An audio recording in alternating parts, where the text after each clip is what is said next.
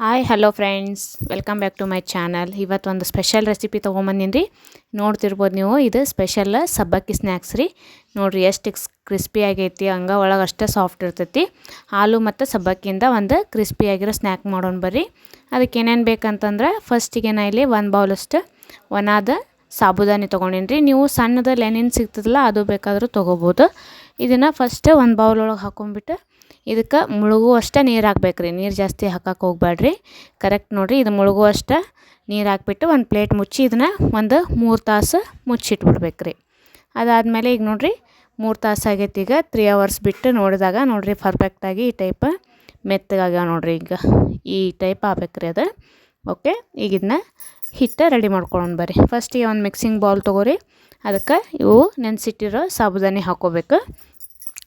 Okay, ಇದಕ್ಕೆ 1 ಬೌಲಷ್ಟು ನಾನು ಒಂದು ಆಲೂಗಡ್ಡೆನ ತುರಿದ್ಬಿಟ್ಟು ಹಾಕ್ಕೊಂಡೀನಿ ರೀ. ನೀವು ಎಷ್ಟು ಕ್ವಾಂಟಿಟಿ ಬೇಕೋ ಅಷ್ಟು ನೋಡಿ ಹಾಕೋರಿ. ದೊಡ್ಡ ಸೈಜ್ದು ಹಾಕ್ಕೊಂಡೀನಿ ನಾನು. ಸಣ್ಣ ಸೈಜ್ ಇದ್ದರೆ 2 ಆಲೂಗಡ್ಡೆನ ಹಾಕ್ಕೋಬೋದು ನೀವು. ಇದನ್ನ ತುರಿದಿಟ್ಟಿದ್ದು ಹಾಕಿ ಸ್ವಲ್ಪ ಹೆರ್ಚಿರೋ ಕರಿಬೇವು ಸೊಪ್ಪು, ಒಂದೊಂದಾಗಿ ಇಂಗ್ರೀಡಿಯೆಂಟ್ಸ್ ಚೆನ್ನಾಗಿ ಕರೆಕ್ಟಾಗಿ ನೋಡಿಕೊಂಡು ಪೂರ್ತಿ ವಿಡಿಯೋ ನೋಡಿರಿ, ಅಂದ್ರೆ ನಿಮ್ಗೆ ಗೊತ್ತಾಗುತ್ತೆ. ಅದಾದಮೇಲೆ ನೀವು ಖಂಡಿತ ಟ್ರೈ ಮಾಡಿ ನೋಡಿರಿ. ಓಕೆ, ಈಗ ನೋಡಿರಿ ಒಂದು ದೊಡ್ಡ ಸೈಜ್ದು ಸಣ್ಣಗೆ ಈರುಳ್ಳಿ ಹೆಚ್ಚಿ ಹಾಕ್ಕೊಳಕತ್ತೀನಿ. ನೀವು ಮೀಡಿಯಮ್ ಇದ್ದರೆ 2 ಈರುಳ್ಳಿ ಹಾಕ್ಕೋಬೋದು. ಅದಾದಮೇಲೆ 1 ಕಪ್ಪಷ್ಟು ಕೊತ್ತಂಬರಿ ಸೊಪ್ಪು ಒಂಚೂರು ಜಾಸ್ತಿನೇ ಹಾಕ್ಕೊಂಡಿನಿ, ನನಗೆ ಇಷ್ಟ ಅದು. ನೀವು ಕೂಡ ಆಪ್ಷನಲ್, ಎಷ್ಟು ಬೇಕೋ ಅಷ್ಟು ಹಾಕ್ಕೋಬೋದು.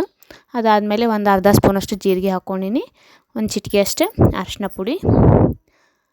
ಓಕೆ, ಈಗ ಸ್ವಲ್ಪ ಬೆಳ್ಳುಳ್ಳಿನ ಈ ಟೈಪ ಸಣ್ಣಗೆ ತುರಿದ್ಬಿಟ್ಟು ಹಾಕ್ಕೊಂಡಿ ನಾನು. ಅದು ಫ್ಲೇವರ್ ಚೆನ್ನಾಗಿರ್ತದೆ ಅಂತೇಳಿ ಅಷ್ಟೇ. ಈಗ ಇದಕ್ಕೆ ಕಾರ್ನ್ಫ್ಲೋರ್ ಹಾಕ್ಕೊಳಕತ್ತೀನಿ ನೋಡಿರಿ. ಒಂದು 3 ಸ್ಪೂನಷ್ಟು ಕಾರ್ನ್ಫ್ಲೋರ್ ಹಾಕ್ಕೋಬೇಕು.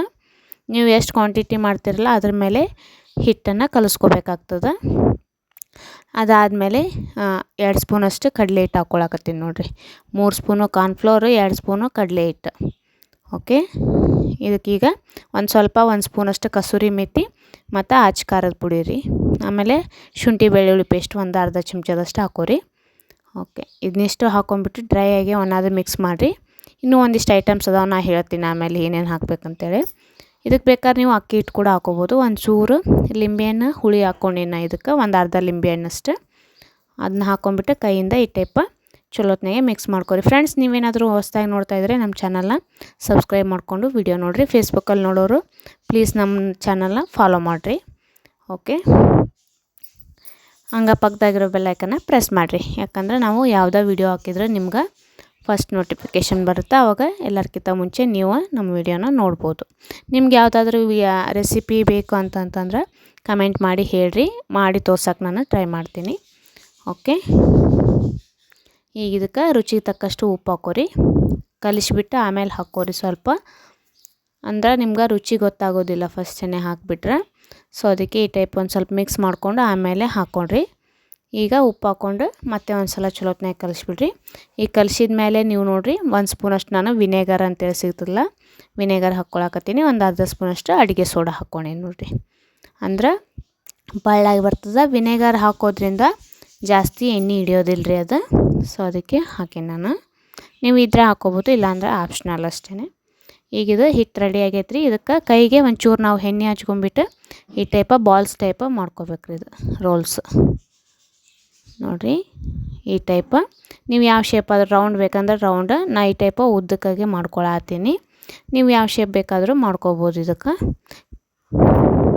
ಚೌಕಾಗೆ ಮಾಡ್ಬೋದು, ರೌಂಡು ಎಲ್ಲ ಶೇಪ್ ಕೂಡ ಮಾಡ್ಬೋದು. ಇದೇ ಟೈಪ ಕೈಗೆ ಎಣ್ಣೆ ಹಚ್ಕೊಂಡ್ಬಿಟ್ಟು ನೀವು ಈ ಟೈಪ್ ಒಂದೊಂದಾಗೆ ಬಾಲ್ಸ್ ಮಾಡಿಟ್ಕೋಬೇಕ್ರಿ. ಭಾಳ ಅಂದ್ರೆ ಭಾಳ ಟೇಸ್ಟಿ ಆಗ್ತಾವೆ ರೀ ಇವು. ಎಲ್ಲ ವೆರೈಟಿ ಅಂತಲೂ ಅನ್ಸುತ್ತೆ, ತಿನ್ನೋಕ್ಕೂ ಅಷ್ಟು ಪಳ್ಳಾಗಿರ್ತವೆ. ಖಂಡಿತ ನೀವು ಒಂದು ಸಲ ಟ್ರೈ ಮಾಡಿ ನೋಡಿರಿ ಮನ್ಯಾಗ. ಹೆಂಗೆ ಬಂತಂತ ನಂಗೆ ಆಮೇಲೆ ಕಮೆಂಟ್ ಮಾಡಿ ಹೇಳ್ರಿ. ಈಚೆ ಕಡೆ ನೋಡಿರಿ ಎಣ್ಣೆ ಕಾಯ್ಸಕ್ಕಿಟ್ಟಿನಿ ನಾನು. ಅದಕ್ಕೀಗ ಒಂದೊಂದಾಗಿ ಇದನ್ನ ಬಿಟ್ಕೊತ ಹೋಗೋಣಂತ. ತಳೆ ಹಿಡಿಯೋದಿಲ್ಲ, ಏನಿಲ್ಲ. ತುಂಬ ಅಂದ್ರೆ ತುಂಬ ರುಚಿಯಾಗಿರ್ತದೆ.